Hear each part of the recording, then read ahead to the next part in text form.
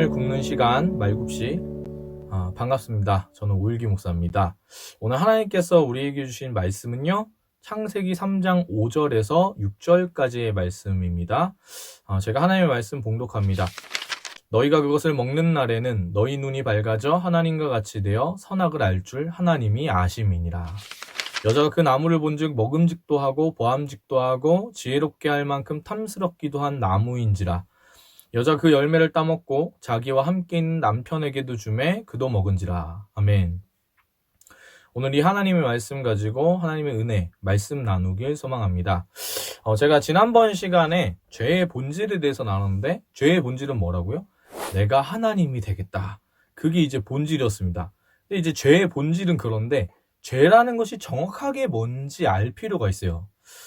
그게 왜 그러냐면, 우리가 복음이라는 것이 우리에게 복된 소식이 되려면요, 내가 죄 가운데 있다는 것을 알아야 됩니다. 그러니까 이거를 쉽게 얘기하면 이런 거예요. 내가 병에 걸려야지 병을 치료하는 약이 의미가 있는 거잖아요. 근데 내가 병에 안 걸렸으면 이 약은 의미가 없게 되는 거죠.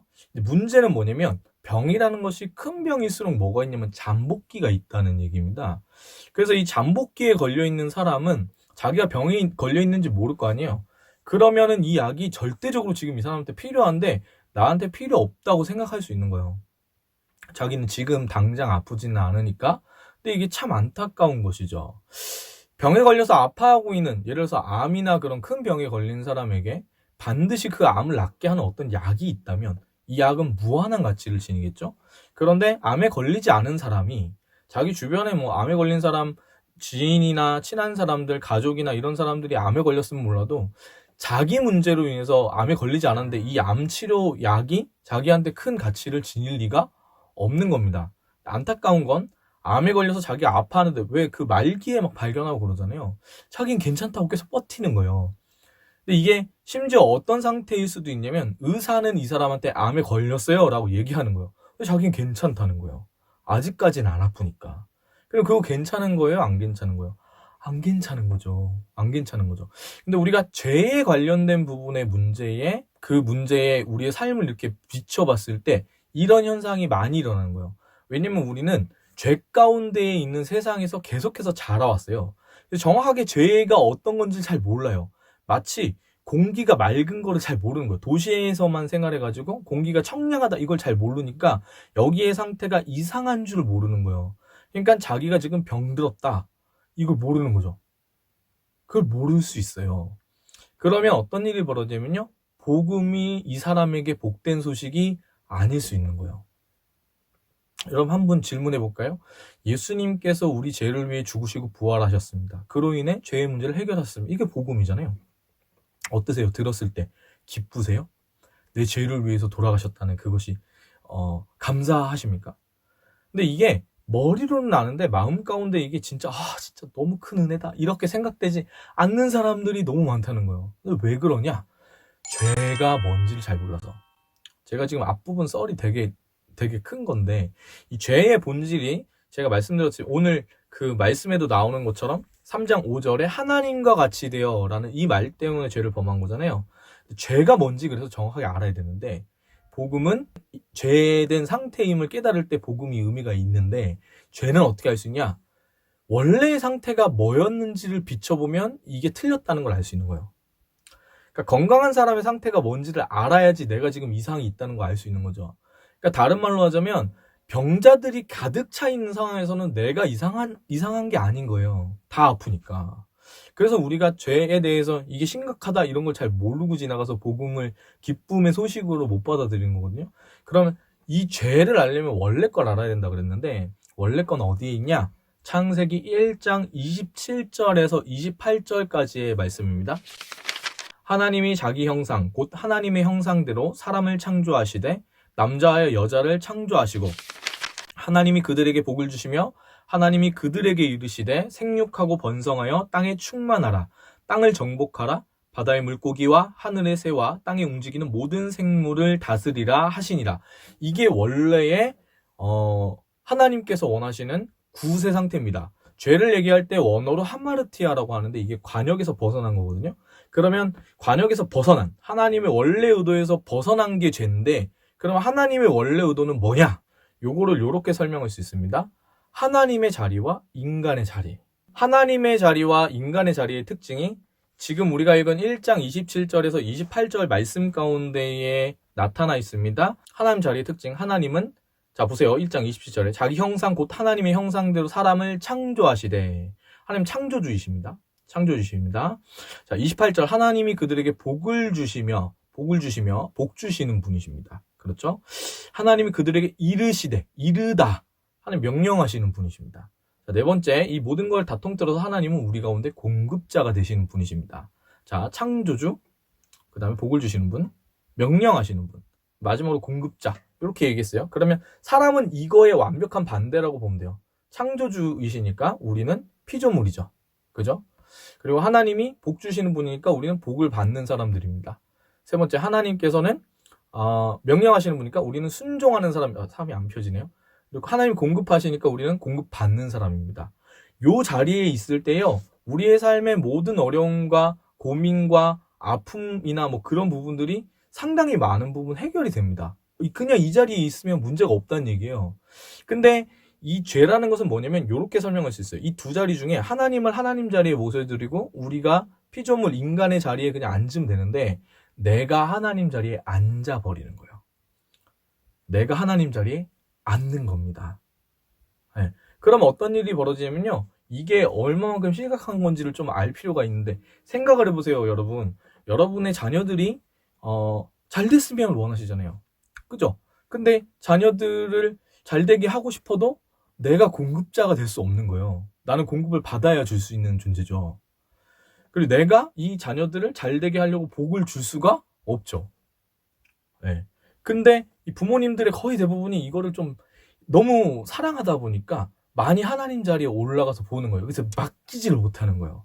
좀 다른 부분으로 생각해 보면, 우리 청년들을 볼 때 직장을 구하거나 배우자를 구할 때 이게 나오는 겁니다.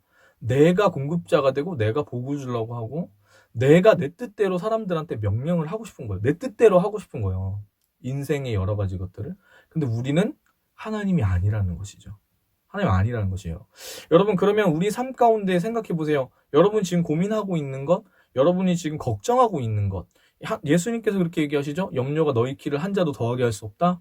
왜 그런 얘기 하시냐면, 우리는 내어 맡기면은 어려움이 없어지는데 괜한 걸로 우리가 고민을 많이 한다는 얘기예요. 여러분 자녀의 문제를 여러분이 아무리 고민하고 아무리 발버둥 쳐보세요. 해결이 되나? 안 됩니다. 언제 되는 줄 아세요? 하나님께 맡겨드릴 때. 근데 그 시간이 우리 때, 난 지금 해결하고 싶은데 하나님께서는 천천히 하시니까 그게 어려운 거거든요.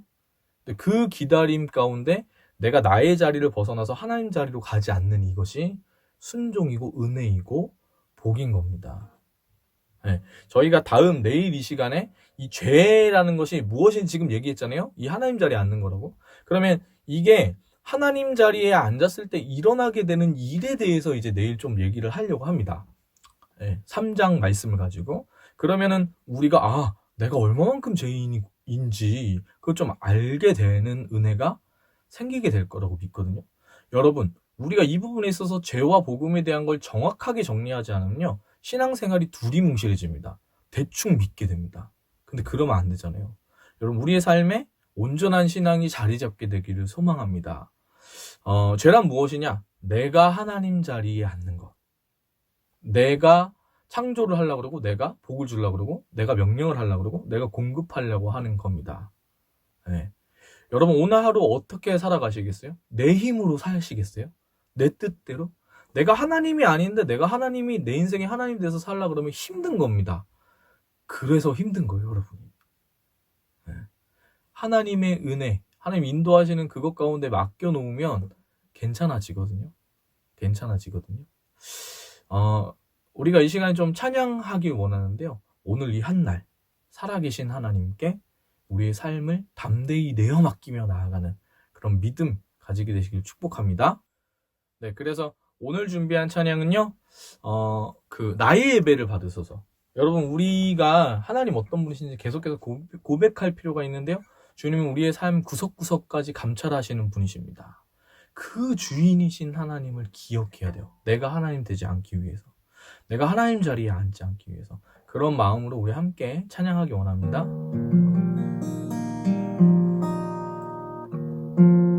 주님 당신은 내 삶 구석구석까지 감찰하시며 나를 응원하시는 분, 내 길을 밝혀서 영원한 생명의 길로 인도하시며 나를 격려하시는 분, 크고 작은 갈등을 겪곤 하지만 항상 결국 당신을 선택합니다. 나의 유일한 고백의 대상은 오직 아름다운 당신뿐입니다. 나의 유일한 고백의 대상은 오직 아름다운 당신뿐입니다. 나의 예배를 받으소서, 홀로 영광을 받으소서. 주여, 나의 주여, 나의 유일한 고백의 대상은, 나의 유일한 고백의 대상은 오직 아름다운 당신뿐입니다. 나의 유일한 고백의 대상은 오직 아름다운 당신뿐입니다. 나의 예배를 받으소서, 홀로 영광을 받으소서. 주여, 나의 주여, 나의 예배를 받으소서. 나의 예배를 받으소서, 홀로 영광을 받으소서. 주여, 나의 주여, 나의 예배를 받으소서. 나의 예배를 받으소서, 홀로 영광을 받으소서. 주여, 나의 주여. 살아계신 하나님, 오늘도 우리가 주님을 예배하는 복된 한날 살아가게 되길 소망합니다. 하나님을 높이게 하여 주시고, 하나님, 우리가 주님보다 앞서지 않고 주님보다 높아지지 않기를 결정하오니, 하나님, 우리가 우리의 자리에서 우리의 주인 되신 하나님께서 우리를 향해 창조하시고 복을 주시고 명령하시며 공급하시는 것들 바라보며 그 은혜 누리는 한날 살아갈 수 있도록 인도하여 주시옵소서. 우리의 삶을 우리의 힘이 아니라 하나님을 의지하는 그 믿음 가지고 살아가게 오늘 이 한날도 인도하여 주시옵소서. 주님을 찬양합니다. 감사드리며 예수님의 이름으로 기도합니다. 아멘. 사랑을 축복합니다.